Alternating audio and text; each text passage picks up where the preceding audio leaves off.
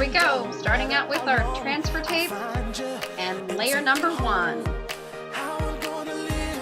Make sure your transfer tape is as long as the longest part of your decal, even though we're starting with the shorter part on layer number 1. Smooth it out, peel it up, and then reattach your backer so only your diamonds are viewable. Here's the importance of those diamonds. With your project face up, line those diamonds up over the top of the green ones. Connect layer 1 with layer 2. Peel off that backer, readjust it so just them diamonds are showing at the top. 2 layers down, 1 to go.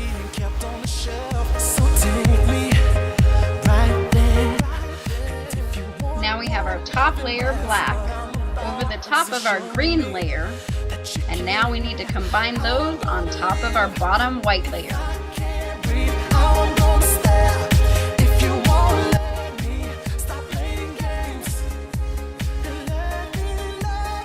That's all there is to it. 3 layers of vinyl, all matched up. Cut your diamonds off the top. You're ready to install it to your window.